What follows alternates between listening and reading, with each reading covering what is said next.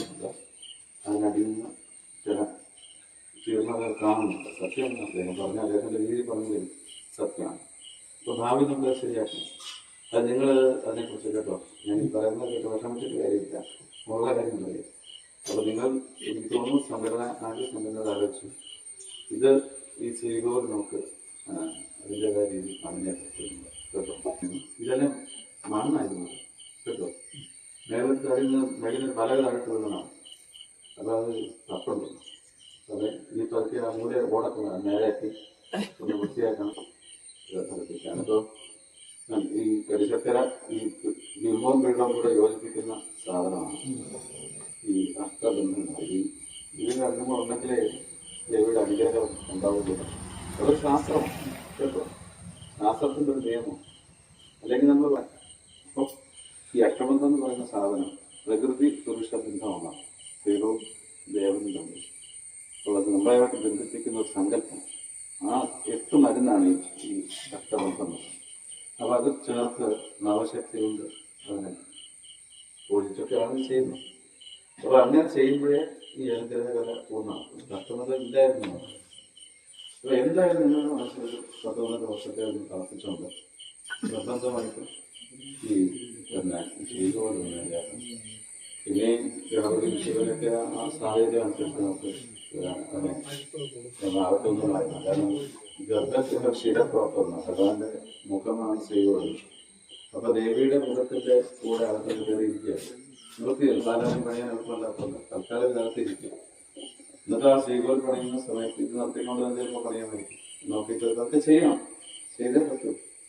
കാരണം അത് ചെയ്തിട്ടില്ല കേട്ടോ.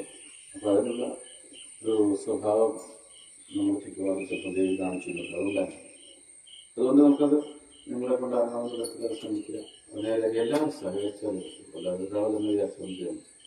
അപ്പോൾ ഇതൊരു ചെറിയ കാര്യമായിട്ട് എനിക്ക് തോന്നിയില്ല, അതുകൊണ്ടാണ് നിങ്ങളോട് പറഞ്ഞത് കേട്ടോ. ഇത് ഞങ്ങൾ കുറേ കാലമായിട്ട് ഇങ്ങനെ പോകുന്ന ആൾക്കാരാണ്.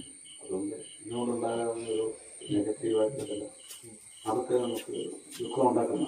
അപ്പോൾ അതൊന്നും വേണ്ട, നമുക്ക് എല്ലാവരും കൂടെ ആലോചിച്ച് അതൊരു പദ്ധതി ഉണ്ടാക്കി അത് എങ്ങനെ പറ്റും എന്ന് നിങ്ങൾ ആലോചിക്കുക. ഏതായാലും ഇതിനകത്തൊന്നും പിന്മാറാൻ പറ്റില്ല. പിന്നറിയാൽ പിന്നെ നമ്മുടെ പ്രദേശത്തുള്ളവർക്കല്ലേ ആഘോഷം. എന്താ ശ്രദ്ധിക്കണം, നിർബന്ധമായിട്ടും ശ്രീകോവിൽ പറഞ്ഞു കിട്ടും. ആരൊക്കെ ഇതിനകത്തിരിക്കുന്നു എന്നുള്ള എല്ലാവരും അറിയണം. ഗണപതി പിന്നെ ശിവന വിഷ്ണു ഇവരാണ് സ്വാമി. അപ്പോൾ നിനക്ക് ഈ രാസാവിന് നീരാജനം പറ്റില്ല. അകത്ത് വെച്ച് കഷ്ടം ഇരിക്കാൻ പറ്റിയിരുന്നുള്ളൂ ഒരു ശ്രീകോവിലില്ല. ഇങ്ങനെ ഒന്ന് കാണിച്ച് പുറത്തോട്ട് നിർത്താൻ മതി. അപ്പോൾ ശനിയാഴ്ചകളൊക്കെ അല്ലെങ്കിൽ ഈ ശനിയുടെ ദോഷത്തിനൊക്കെ നീരാജനൊക്കെ ഒക്കെ ചെയ്യാം.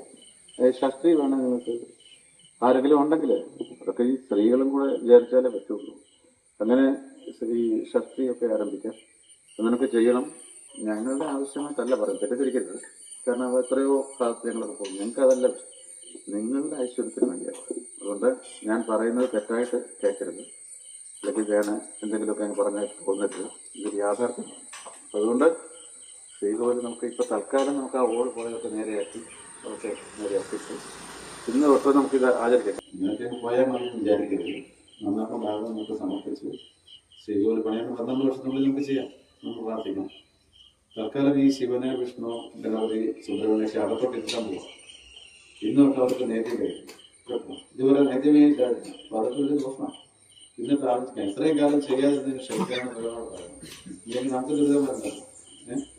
അപ്പോൾ ഞാൻ പറയുന്നത് ഞങ്ങളോ ഞങ്ങളുടെ കുടുംബാംഗങ്ങളോ ഞങ്ങളുടെ സന്തതി പരമ്പരകളോ ഈ നാട്ടിലുള്ളവരോ അവിടുത്തെയോടോ മറ്റ് ധർമ്മദേവതകളോടോ അറിഞ്ഞോ അറിയാതെയോ എന്തെങ്കിലും തെറ്റുകുറ്റങ്ങൾ ചെയ്തു പോന്നിട്ടുണ്ടെങ്കിൽ അവയെല്ലാം സദയം ക്ഷമിച്ച് ഞങ്ങളെയും ഞങ്ങളുടെ കുടുംബാംഗങ്ങളെയും നാട്ടിലുള്ളവരെയും രക്ഷിക്കുമാറാകണമേ.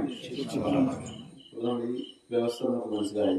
ഈ ശിവനെയും വിഷ്ണുവിനെയും ഗണപതിയും സുബ്രഹ്മണ്യൊക്കെ അതോട്ട് ഇരുത്തുക. ഇവർക്കെല്ലാം ദിവസവും നേരത്തെ കഴിച്ചോളാം.